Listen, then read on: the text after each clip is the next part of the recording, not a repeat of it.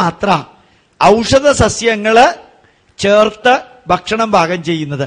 ഒന്ന് ആലോചിച്ച് നോക്കാം. നമ്മളുടെ സാമ്പാർ എടുത്താൽ അതിനകത്ത് മല്ലിയുണ്ട്. മല്ലി ഏറ്റവും നല്ല ആയുർവേദ ഔഷധ. അതിനകത്ത് മഞ്ഞപ്പൊടിയുണ്ട്, നല്ല ആയുർവേദ ഔഷധ.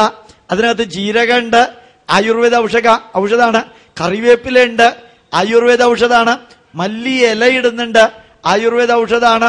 പലപ്പോഴും പലരും സാമ്പാറിന് കുരുമുളകിടും, ആയുർവേദ ഔഷധാണ്. അപ്പൊ സാമ്പാർ എന്ന ആ ഘടകം നിങ്ങൾ നോക്കിയാൽ വെജിറ്റബിള്, വെള്ളം, ബാക്കി എല്ലാം മെഡിസിനൽ കോമ്പോണന്റുകളാ. ചിലർ സാമ്പാറിന് വെളുത്തുള്ളി ഇടും, അത് വളരെ ഇമ്പോർട്ടൻ്റ് ആയിട്ടുള്ള മെഡിസിനാ.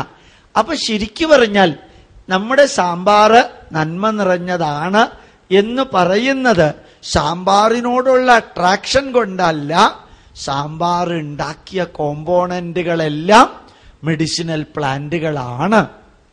അതുകൊണ്ട് കേരളീയ അല്ലെങ്കിൽ ഭാരതീയ ഭക്ഷ്യ വിഭവങ്ങൾ എടുത്താൽ നമുക്ക് അത്ഭുതം തോന്നും. അവിയൽ എന്ന് പറഞ്ഞാൽ ചതച്ചിട്ട തേങ്ങ കൊണ്ട് ഉണ്ടാക്കുന്നത് അവിയല്. ചതച്ചിട്ട തേങ്ങ അരച്ചല്ല അവിയൽ ഉണ്ടാക്കാം. അത്രയും ഫൈബറാ. അപ്പൊ ഇൻഡസ്റ്റൈൻ ക്യാൻസർ എന്ന സാധനം വരില്ല അവിയൽ കഴിച്ചാൽ. അത്രയും ഫൈബറിലൂടെ ഇൻഡസ്റ്റൈൻ ക്ലീൻ ആവുക. അവിയൽ എന്ന് പറഞ്ഞാൽ ഏത് തരത്തിലുള്ള വെജിറ്റബിളും ഉപയോഗിക്കാം. അവിയലിന് ഉപയോഗിക്കാൻ പാടില്ലാത്ത വെജിറ്റബിൾ ഇല്ല. അപ്പൊ എല്ലാ തരത്തിലുള്ള വെജിറ്റബിളിന്റെയും പോഷകാംശം നമ്മുടെ ശരീരത്തിനകത്തേക്ക് പോകും. നാളികേരത്തിന്റെ ഫൈബർ അകത്തേക്ക് പോകും, നാളികേരത്തിന്റെ പ്രോട്ടീൻ അകത്തേക്ക് പോകും, നാളികേരത്തിന്റെ വെളിച്ചെണ്ണ.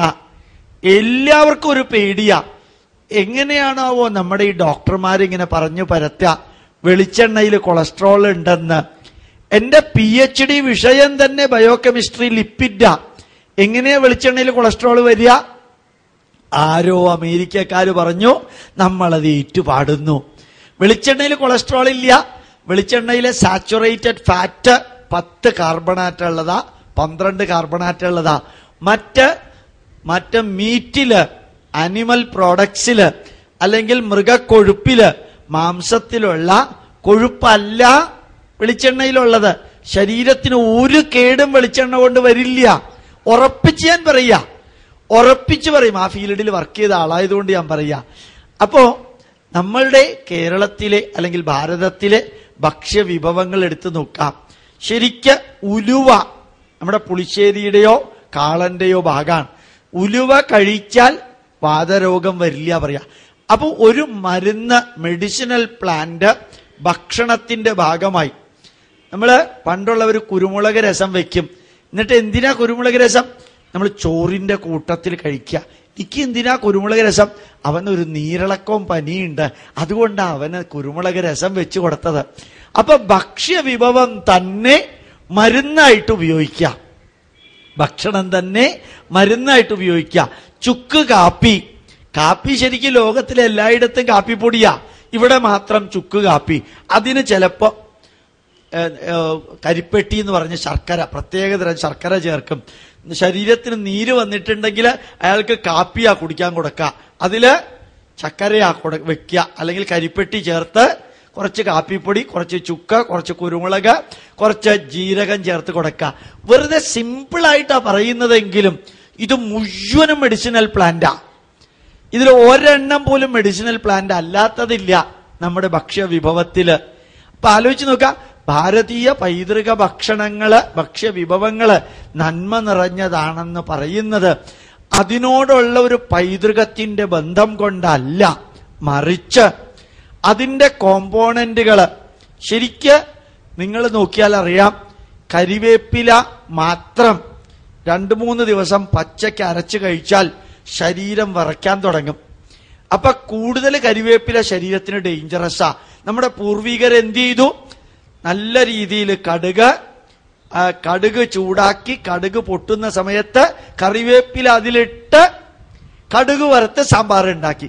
അപ്പൊ ആ കറിവേപ്പിലക്കകത്തുള്ള ഏതെങ്കിലും കോമ്പോണന്റ് ശരീരത്തിന് പറ്റാത്തതുണ്ടെങ്കിൽ അതിനെ ഡീകമ്പോസ് ചെയ്യാൻ വെളിച്ചെണ്ണ 160 ഡിഗ്രി ചൂടാക്കി കടുക് പൊട്ടിച്ച് അതിന്റെ കൂട്ടത്തില് ഈ കറിവേപ്പില ഇട്ട് അത് സാമ്പാറിലേക്ക് ഇട്ടു.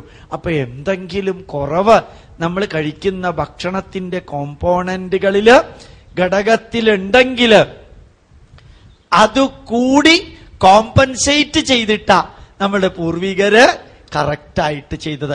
കടുക് പച്ചക്ക് തിന്നാൽ റൂസിക് ആസിഡ് എന്നൊരു ആസിഡ് അതിനകത്തുണ്ട്. അത് ചിലപ്പോൾ ദഹനക്കേട് ഉണ്ടാക്കും. കടുക് പച്ചക്ക് തിന്നാൽ റൂസിക് ആസിഡ് എന്ന ഒരു ആസിഡ് ശരീരത്തിന് പ്രോബ്ലം ഉണ്ടാക്കും. പക്ഷെ പച്ചക്ക് കടുക് തിന്നാറുണ്ട്. ഒരു പ്രത്യേക തരത്തിലുള്ള പിക്കിളില് കടുക് അരച്ചിടാറുണ്ട്. നിങ്ങൾക്ക് അറിയുമെന്ന് എനിക്ക് അറിഞ്ഞൂടാ അല്ലേ? മാങ്ങ കറി ഉണ്ടാക്കുമ്പോ മാങ്ങ പച്ചമുളക് എന്ന് വെച്ചാൽ ചുമന്ന മുളക്, പച്ചക്ക് വറക്കാത്ത മുളക് പ്ലസ് കടുക് കൂടി അരച്ചിടും. എന്താ കാരണം? ഈ മുളകും ഈ കടുക് അരച്ചതും കൂടി അകത്തേക്ക് പോയാൽ ഈ റൂസിക് ആസിഡ് മാത്രമല്ല തൃശ്ശൂർ പൂരത്തിലെ വെടിക്കെട്ട് കൂടി ദഹിക്കും. കാരണം മുളകും കൂടി ചേർത്തിട്ട് അകത്തേക്ക് പോണത്. അപ്പൊ ദഹിക്കാത്തതായിട്ട് ഒന്നും ഉണ്ടാവില്ല.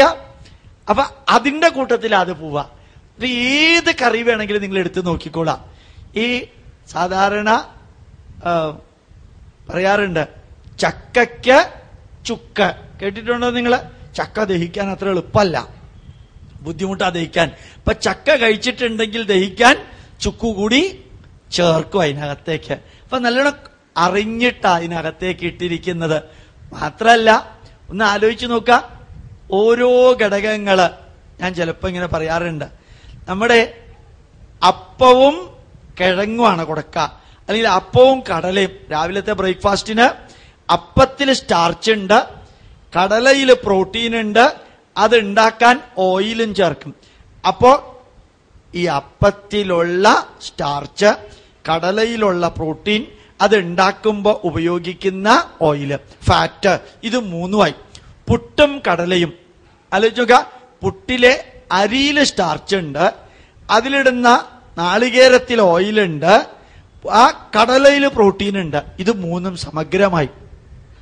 ഇഡ്ഡലിയും സാമ്പാറും, ഇഡ്ഡലിയിൽ അരിയുണ്ട്, ഉഴുന്നുണ്ട്. അപ്പൊ ഇഡ്ഡലിയില് കാർബോഹൈഡ്രേറ്റുമായി, ആ ഇഡ്ഡലിയിൽ തന്നെ പ്രോട്ടീനുമായി. സാമ്പാർ ചേർക്കുമ്പോൾ ഇത് ദഹിപ്പിക്കാനുള്ള പരിപ്പ്, പ്രോട്ടീന്, അതിൽ ഓയിലും കൂടി ചേരും. അപ്പൊ നമ്മൾ ദോശപ്പൊടി ചേർത്തും ചിലപ്പോൾ കഴിക്കാറുണ്ട്. അതിനകത്ത് ആവശ്യത്തിന് ഓയിലുമായി. അപ്പൊ നമ്മുടെ കേരളീയ ഭക്ഷ്യ വിഭവങ്ങളിൽ ഏതെടുത്ത് നോക്കിക്കോളൂ, അവിടെ എല്ലാം നിങ്ങൾക്ക് കാണാൻ സാധിക്കും ഫാറ്റ്, പ്രോട്ടീൻ, കാർബോഹൈഡ്രേറ്റ്. അതിന്റെ കൂട്ടത്തില് മെഡിസിനൽ പ്ലാന്റുകൾ ഇല്ലാത്തതായിട്ട് ഒരു കറിയില്ല. അവിയലിന് ജീരകം ചേർക്കും, കാളന് ഉലുവ ചേർക്കും, പച്ചടിക്ക് കടുക് ചേർക്കും, ചിലപ്പോ പച്ചമുളക് ചേർത്തിട്ടുള്ള ആഹാരം. നാളികേരം നല്ലോണം അരച്ച് ചമ്മന്തി ഉണ്ടാക്കുമ്പോ, അല്ലെങ്കിൽ അരച്ചു കലക്കി ഉണ്ടാക്കുമ്പോ, അല്ലെങ്കിൽ ചട്നി ഉണ്ടാക്കുമ്പോ മുളക് പച്ചക്ക് ചേർക്കും. എന്തിനാത്? നാളികേരത്തിൽ ഫാറ്റ് കൂടുതലാ. ആ ഫാറ്റ് ദഹിപ്പിക്കാൻ മുളക് കൂടി ചേർത്ത് ഡൈജഷൻ പെർഫെക്റ്റ് ആക്കും. ഞാൻ ചുരുക്കത്തിൽ പറയാൻ ആഗ്രഹിച്ചത്, ഭാരതീയമായ ജീവിതചര്യയില് സംഗീതത്തിനൊരു സ്റ്റാൻഡേർഡ് ഉണ്ട് ഗാന്ധർവ വേദത്തില്, ആരോഗ്യത്തിനൊരു സ്റ്റാൻഡേർഡ് ഉണ്ട് ആയുർവേദത്തില്, കെട്ടിടത്തിന് ഒരു സ്റ്റാൻഡേർഡ് ഉണ്ട് തച്ചുശാസ്ത്രത്തില്, എക്കണോമിക്സ് സമ്പത്തിന് ഒരു സ്റ്റാൻഡേർഡ് ഉണ്ട് അർത്ഥശാസ്ത്രത്തില്, കഥകൾക്ക് ഒരു സ്റ്റാൻഡേർഡ് ഉണ്ട് പുരാണത്തില്, അനുഭവങ്ങൾക്ക് ഒരു സ്റ്റാൻഡേർഡ് ഉണ്ട് രാമായണത്തില്, മഹാഭാരതം വേണമെങ്കിൽ ചേർക്കാം. അതുപോലെ സന്ദേശങ്ങൾക്ക് ഒരു സ്റ്റാൻഡേർഡ് ഉണ്ട് വേദം. ആഹാരത്തിനൊരു സ്റ്റാൻഡേർഡ് ഉണ്ട്. ആ ആഹാരത്തിന്റെ സ്റ്റാൻഡേർഡിലൂടെയാണ് യഥാർത്ഥത്തിൽ ഭാരതീയര് ജീവിക്കുന്നത്. ആ ജീവിതം, നമ്മളുടെ ട്രഡീഷണൽ ഭക്ഷണം, 650 തരത്തിലുള്ള നെല്ലുകള് കേരളത്തിലുണ്ടായിരുന്നു. ഇപ്പൊ 16 തരമേ ഉള്ളൂ. ആ 650 വിഭാഗത്തിൽപ്പെടുന്ന നെല്ല്, അതിൽ നിന്ന് കിട്ടുന്ന അരി, ആ അരി ഉപയോഗിച്ച നമ്മൾ ഭക്ഷണം മാറ്റി കഴിക്കാം. ആഴ്ച ചൊവ്വാഴ്ച, ബുധനാഴ്ച, വ്യാഴാഴ്ച, വെള്ളിയാഴ്ച പുഴുക്കലരി, ശനിയും തിങ്കളും ഉണക്കലരിയിലേക്ക് മാറും. ഏകാദശി ദിവസം ഗോതമ്പ് ഭക്ഷണത്തിലേക്ക് മാറും. നിങ്ങൾക്കറിയോന്ന് എനിക്ക് അറിഞ്ഞൂടാ. ഏകാദശി ദിവസം ദിവസവും അരിഭക്ഷണം കഴിക്കുന്നവര് ഏകാദശി ദിവസം ഗോതമ്പ് ഭക്ഷണത്തേക്ക് മാറും. എന്താ കാരണം? 15 ദിവസത്തിലൊരിക്കല് ദിവസവും കഴിക്കുന്ന ഭക്ഷ്യവിഭവത്തെ ഒന്ന് മാറ്റണം. അപ്പോ ദക്ഷിണ ഭാരതത്തില് ഏകാദശി ദിവസം അരിക്ക് പകരം ഗോതമ്പ്, ഉത്തര ഭാരതത്തില് ഏകാദശി ദിവസം ഗോതമ്പിന് പകരം അരിയ ഉപയോഗിക്കാം. ഉത്തര ഭാരതത്തിൽ ഏകാദശി അരി ഉപയോഗിച്ച, അല്ലെങ്കിൽ അവരൊന്നും കഴിക്കില്ല. ഒരാപ്പിളും ഒരു ഗ്ലാസ് പാലും മാത്രമേ കഴിക്കുള്ളൂ. ഞാൻ റൂർക്കി യൂണിവേഴ്സിറ്റിയിൽ പോയിട്ടുണ്ട്, ഉത്തർപ്രദേശില്. അവിടെ ഒരു ദിവസം ഞാൻ ചെന്ന് പെട്ടത് ഏകാദശി ദിവസ. അവിടെ എഴുതി വെച്ചിട്ടുണ്ട് ഏകാദശി എന്ന്. 6000 കുട്ടികൾ ഹോസ്റ്റലിലുണ്ട്. അന്ന് 6000 ആപ്പിള് അല്ലെങ്കിൽ പഴം പ്ലസ് ഒരു ഗ്ലാസ് പാല്. ഈ ഹോസ്റ്റലിലെ കുട്ടികൾക്ക്, യൂണിവേഴ്സിറ്റി ഹോസ്റ്റലിലെ കുട്ടികൾക്ക് ചപ്പാത്തിയും അരിയൊന്നുമില്ല. അന്ന് അങ്ങനെയാ ഏകാദശി ദിവസം. എനിക്ക് അത്ഭുതം തോന്നി. ഇന്ത്യയിൽ അങ്ങനെ ഒരവസ്ഥയോ? അമേരിക്കയിൽ ഒരു പക്ഷെ വന്നു എന്ന് വരാം. ഇന്ത്യയിൽ ഏകാദശി ആഘോഷിക്കുക എന്ന് പറഞ്ഞാൽ, ആചരിക്കുക എന്ന് പറഞ്ഞാൽ വലിയ അത്ഭുത. അമേരിക്കയിലൊക്കെ 186 യൂണിവേഴ്സിറ്റിയിൽ ഭഗവത്ഗീത പഠിപ്പിക്കുന്നുണ്ട്. ഇന്ത്യയിൽ ഭഗവത്ഗീത പഠിപ്പിക്കുന്നു എന്ന് പറഞ്ഞാൽ അത് 8ാമത്തെ അത്ഭുത. അപ്പോ നമുക്കത് മനസ്സിലാക്കാൻ സാധിക്കും. ആ യൂണിവേഴ്സിറ്റിയിൽ അങ്ങനെയുണ്ട്. അതുകൊണ്ട് എന്താ പറയാൻ ആഗ്രഹിച്ചത്? നമ്മുടെ ആഹാരത്തിലെ കോമ്പോണന്റുകള് വളരെ ഇമ്പോർട്ടന്റ് ആയിട്ട്, മെഡിസിനൽ പ്ലാന്റ്, അതിലെ ഘടകങ്ങള്, ട്രോപ്പിക്കൽ ജീവിത രീതിക്ക് പറ്റിയ വെജിറ്റബിൾസ്, അതിനകത്തുള്ള ഔഷധ സസ്യങ്ങള്, ഒരു രോഗവും വരാൻ അനുവദിക്കാത്ത ഡൈജഷൻ പവർ കൂട്ടുന്നത്.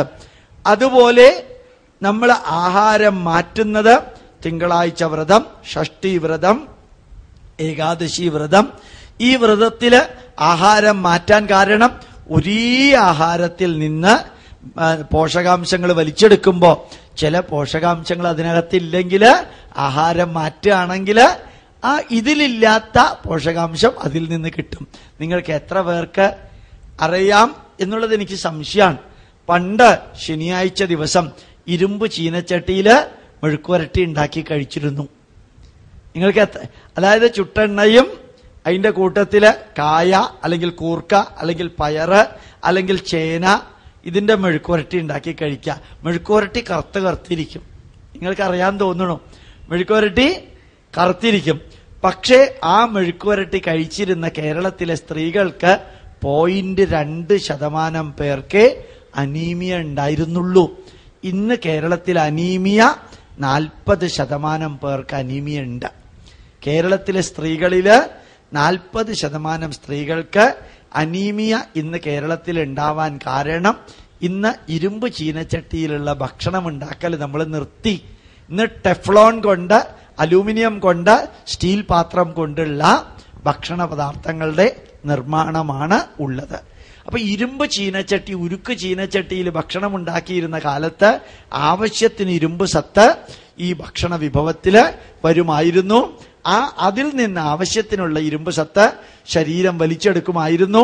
ഒരാഴ്ചത്തേക്ക് ആവശ്യമായ ഇരുമ്പ് സത്ത് ലിവറിൽ ശേഖരിച്ചു വെക്കാനും ശരീരത്തിന് കഴിയും. അപ്പൊ അനീമിയ ഇല്ല. പണ്ടത്തെ സ്ത്രീകള് എത്രയാ വർക്ക് ചെയ്യുക?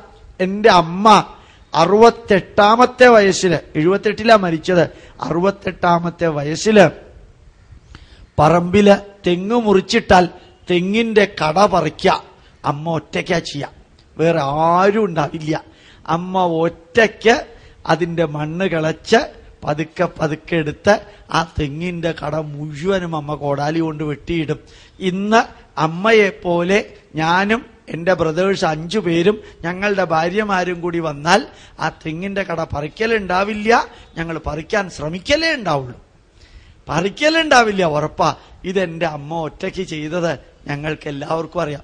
അമ്മ ആ കുഴിയിൽ നിന്ന് ആ തെങ്ങിന്റെ കട മുകളിലേക്ക് കൊണ്ടുവരാൻ ഉപയോഗിക്കുന്ന ടെക്നിക്കുകൾ, അതിങ്ങനെ അപ്പുറത്തുനിന്ന് കുറച്ച് മണ്ണിടിച്ചിട്ട് ഇതിനെ ഇങ്ങോട്ട് മറിക്കും. എന്നിട്ട് ഇവിടെ നിന്ന് കുറച്ച് മണ്ണിടിച്ചിട്ട് ഈ തെങ്ങിന്റെ കട ഇങ്ങോട്ട് മറിക്കും. അങ്ങനെ അങ്ങോട്ടും ഇങ്ങോട്ടും മറിച്ച് ഒരു 30 മിനിറ്റ് കൊണ്ട് തെങ്ങിന്റെ കട മണ്ണിന്റെ മുകളിൽ എത്തിയിട്ടും ഉണ്ടാവും. കുഴിച്ച മണ്ണ് കുഴിയിൽ മൂടിയിട്ടും ഉണ്ടാവും. രണ്ടും കൂടി തീർന്നിട്ടുണ്ടാവും. ഇത് ഞാൻ പറഞ്ഞത് നമ്മുടെ പൂർവീകർക്ക് നമ്മളെക്കാൾ കുറെ കൂടി ബുദ്ധി കൂടുതലായിരുന്നോന്ന് എനിക്കൊരു സംശയം. അവർക്ക് ജീവിതം അവർ യാഥാർത്ഥ്യങ്ങളിലൂടെ പോയിരുന്നു.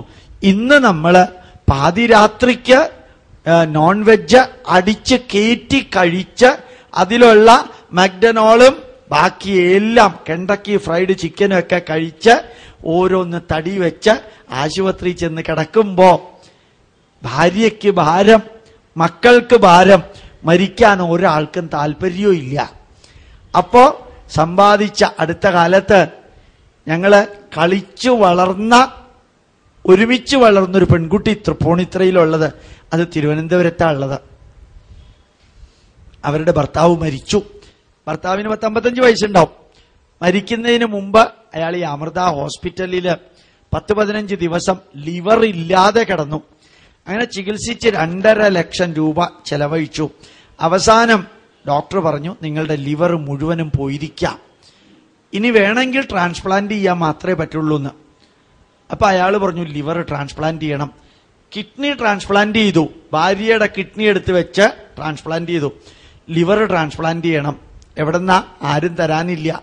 ഭാര്യ പറഞ്ഞു, ഞാൻ തരില്ല, നിങ്ങളുടെ ആയുസ് ഉറപ്പില്ല, നിങ്ങൾ മരിക്കുമെന്ന് ഡോക്ടർ ഉറപ്പിച്ചു പറഞ്ഞു, എനിക്ക് ലിവർ തരാൻ സാധിക്കില്ല, നിങ്ങൾ മരിച്ചാലും എനിക്ക് ജീവിക്കണം. വളരെ കരഞ്ഞുകൊണ്ട് പറഞ്ഞു. ആ ഭർത്താവ് സമ്മതിച്ചില്ല. എനിക്ക് നല്ലോണം അറിയാവുന്ന കുടുംബ, സമ്മതിച്ചില്ല. അവസാനം അയാൾ ശപിച്ചു. അമൃത ഹോസ്പിറ്റലിനകത്ത് നടന്ന കാര്യമാണ്. അവസാനം ഡോക്ടർ പറഞ്ഞു, ലിവർ മാറ്റിവെച്ചാൽ ജീവിക്കുമെന്നുള്ളതിന് ഒരുറപ്പും ഇല്ല, ട്രയൽ ആൻഡ് എറർ മാത്രമേ ഉള്ളൂ. നിർബന്ധിച്ച് ഭാര്യയുടെ ലിവറിന്റെ പകുതി മുറിച്ചെടുത്ത് സ്റ്റിച്ച് ചെയ്തു. 25.5 ലക്ഷം രൂപ അതിന് കെട്ടിവെച്ചു. അപ്പൊ 2.5 ലക്ഷം രൂപ ബാക്കി കിഡ്നിക്ക്, 25.5 ലക്ഷം രൂപ ഇത് രണ്ടും കൂടി ചേർത്ത് അവരുടെ സമ്പാദ്യത്തിന്റെ 28 ലക്ഷവും തീർന്നു. ഇയാള് ലിവർ ഓപ്പറേറ്റ് ചെയ്തു. 2 മണിക്കൂറിനകം മരിക്കുകയും ചെയ്തു. 2 മണിക്കൂറിനകം മരിക്കുകയും ചെയ്തു. ആ സ്ത്രീ എന്നെ വിളിച്ച് പറഞ്ഞത് എന്താ അറിയോ? പറയാൻ പാടില്ലാത്തത്. ഞങ്ങള് ഒരുമിച്ച് വളർന്നതുകൊണ്ട് എന്നെക്കാളും അല്പം ചെറുപ്പാണെങ്കിലും, ഗോപാലേഷ, എന്റെ ഭർത്താവ് ചത്തു, അയാൾ ചത്തത് നന്നായി, ഗതികെട്ട ഒരു ജീവിതമായിരുന്നു അയാളുടെ.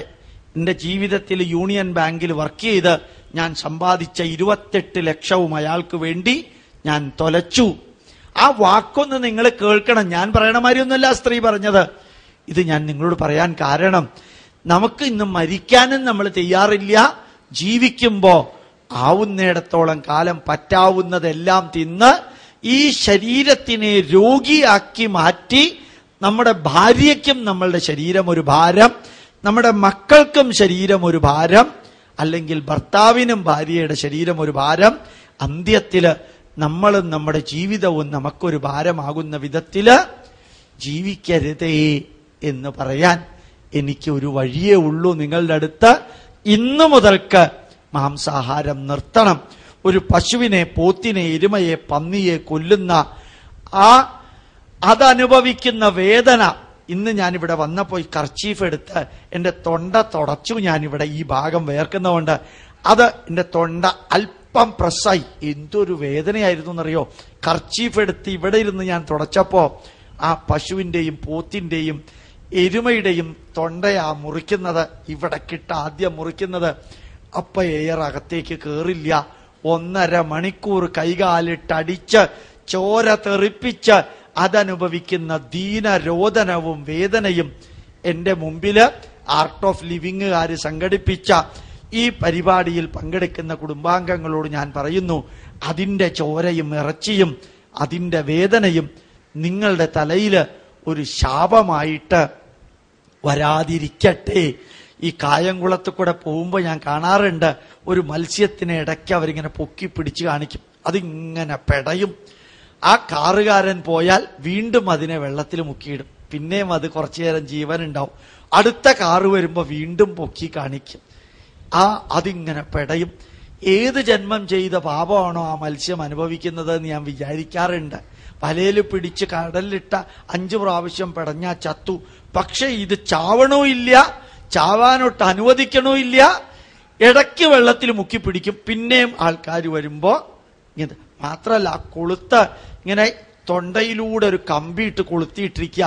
ഒരു ചെറിയ മുട്ടുസൂചി കയ്യിൽ കൊണ്ടാൽ വേദന താങ്ങാൻ പറ്റാത്ത നമ്മുടെ വായിലൂടെ ഒരു കൊളുത്തിട്ട് ഇങ്ങനെ തൂക്കി പിടിച്ചിരിക്കാന്ന് വിചാരിക്കാം. വേദന എല്ലാ ജീവിക്കും ഒരേപോലെ ഇല്ലേ?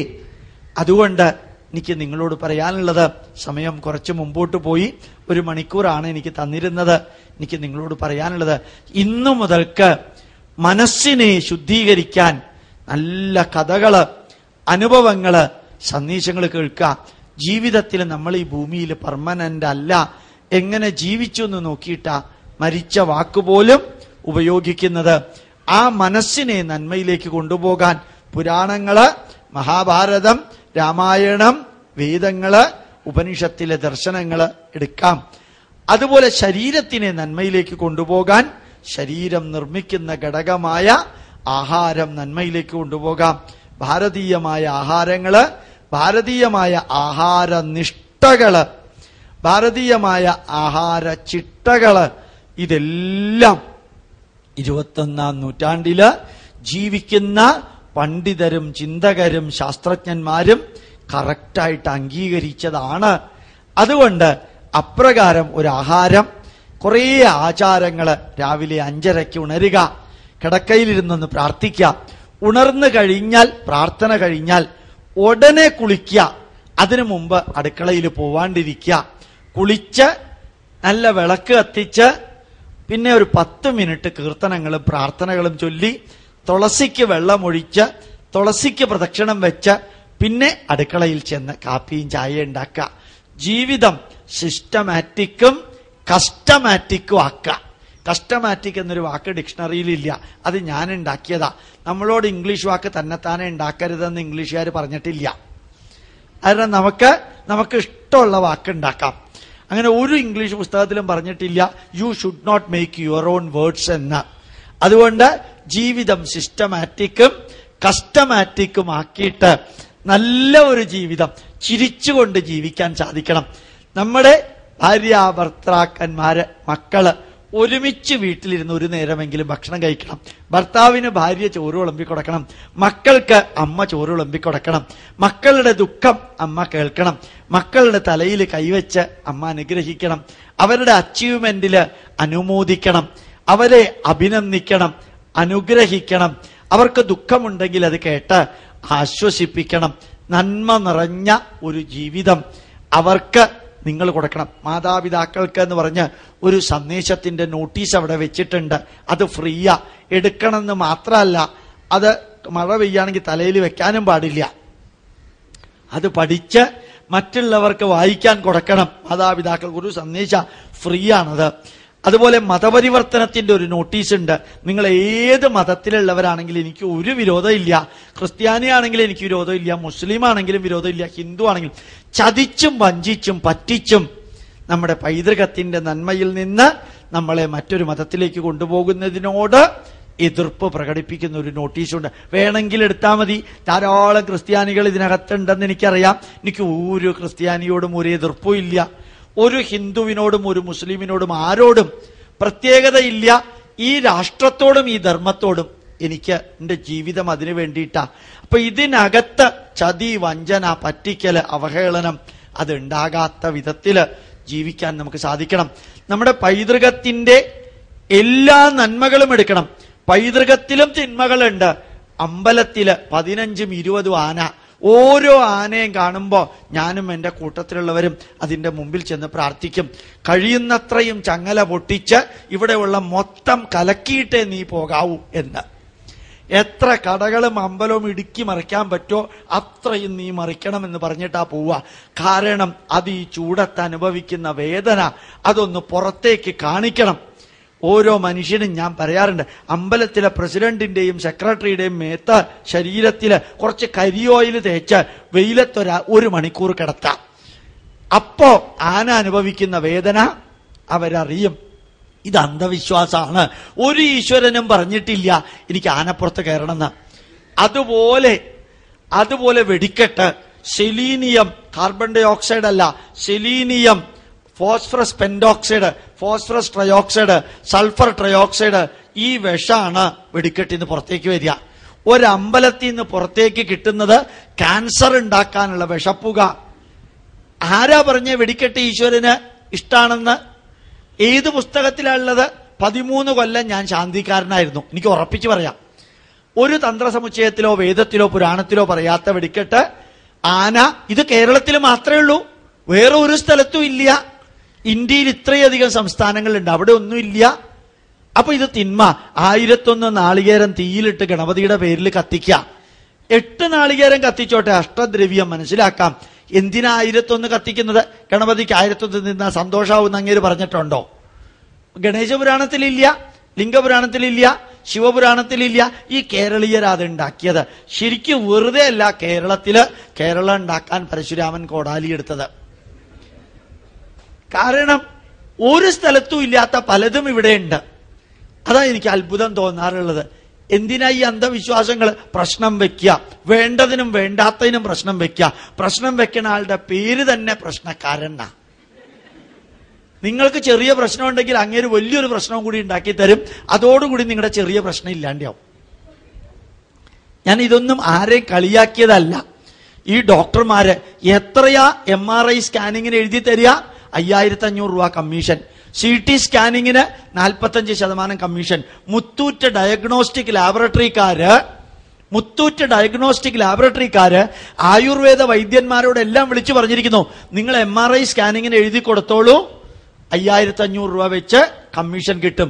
ഒരു ആയുർവേദ ഡോക്ടർക്ക് ഒരു രോഗിയും വന്നില്ലെങ്കിലും വന്ന ആൾക്ക് MRI സ്കാനിങ് എഴുതി കൊടുത്താൽ 5500 രൂപ ഒരു ദിവസം വെറുതെ കിട്ടി വീട്ടിലേക്ക് എത്തും മാസാവസാനം. തിരുവനന്തപുരത്ത് വേദം പഠിച്ചവര്, മെഡിക്കൽ പുസ്തകം എഴുതിയവര്, 2.5 മണിക്കൂർ വീട്ടിൽ പൂജ നടത്തുന്നവര് ഈ കമ്മീഷൻ കൊണ്ട് ജീവിക്കുന്നു. ലക്ഷക്കണക്കിന് രൂപ അൺഅക്കൗണ്ടഡ് ആയിട്ട് കമ്മീഷനിലൂടെ ജീവിക്കുന്നു. ഇത് ഞാൻ നിങ്ങളോട് പറയാൻ കാരണം ഇതെല്ലാം കേരളത്തിൽ നടക്കുന്നു.